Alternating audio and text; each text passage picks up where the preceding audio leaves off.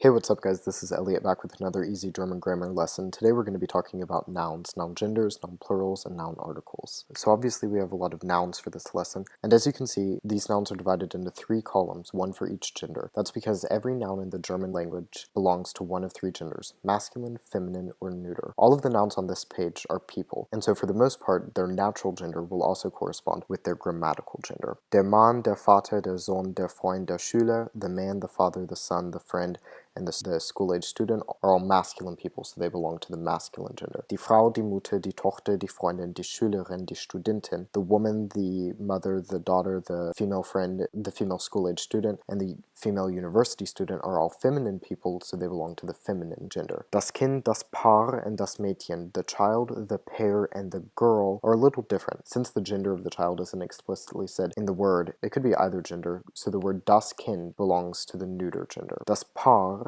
because it could be made up of either men or women, also belongs to the neuter gender. The German word for the girl, das Mädchen, is sort of an oddball. Its natural gender is of course feminine, but because of the CHEN ending, this word also has to belong to the neuter gender. We show the gender of these words with their article. Der is used for masculine nouns, die is used for feminine nouns, and das is used for feminine nouns. All 3 of these words mean the in English, but their form changes depending on the noun that comes after them. So let's run through the rest of these words. Der Schüler is the school-age student, der Student is the university student, der Lehrer is the male teacher, der Herr is the gentleman, and der Mensch is the human. Die Schülerin is the female school-age student, die Studentin is the female university student, die Lehrerin is the female teacher, die Familie is the family, die Gruppe is the group, and die Person is the person.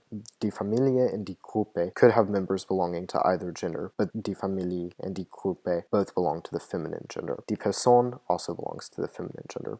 You might have noticed that in order to change a lot of male people to female people, you simply add the IN ending. Der Freund becomes dieFreundin if you're talking about a female friend. Der Schüler becomes die Schülerin. Der Student, die Studentin for a female university student. Obviously all of these words are in the singular forms, so let's have a look at their plurals. As you can see, there are quite a few different ways to form plurals in German. In English, we mostly stick with the S, but we also have a few vowel changes such as man to men, or goose to geese, or mouse to mice. Have a look at those in German. Mann, der Mann becomes die Männer.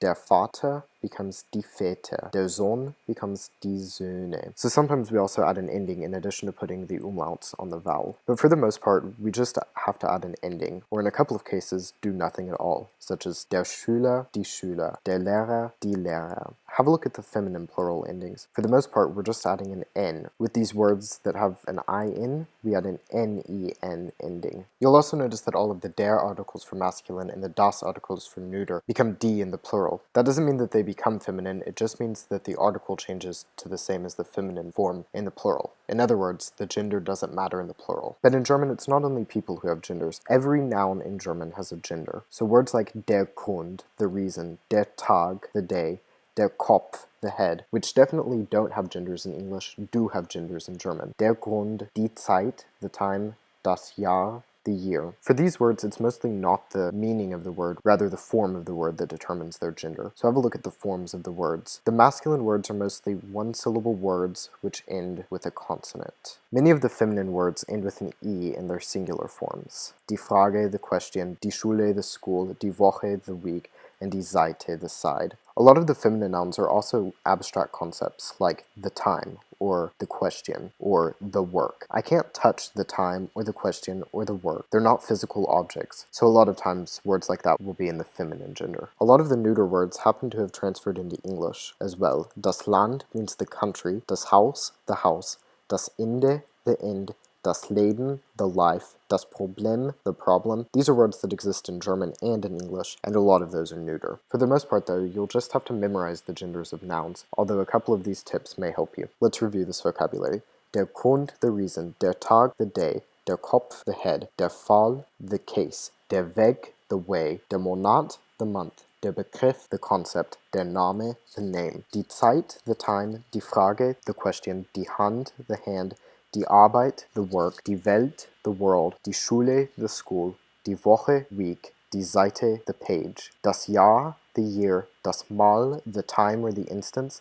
das Beispiel, the example, das Land, the country, das Haus, the house, das Problem, the problem, das Ende, the end, and das Leben, the life. Of course, these nouns are also all in their singular forms. Let's have a look at their plural forms. Many of the plural forms are formed in the same way as the nouns which we saw earlier. Masculine nouns often take e's for their plural forms, with or without a vowel change. Feminine nouns often take an n or an en ending, and neuter nouns will either take an e or an en. Of course, nouns can be used in sentences as subject phrases. Remember the word order in our declarative and our question sentences. In declarative sentences, we start the sentence with the subject phrase. In this case, it will be the noun.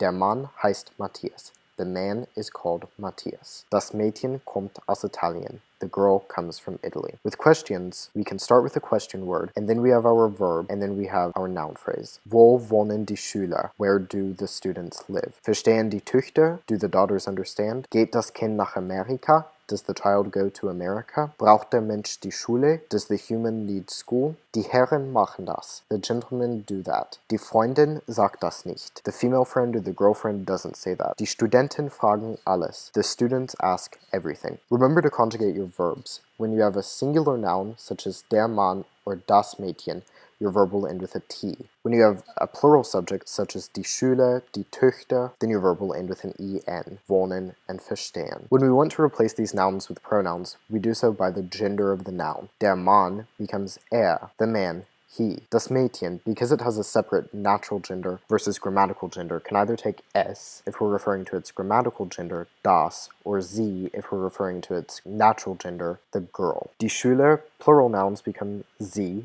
meaning they. Not only people, but all nouns have to be replaced by their grammatical gender. So die Schule becomes sie. Even though it's not a person, its pronoun must match its grammatical gender. Alright, that wraps it up for this lesson. Be sure to like and subscribe.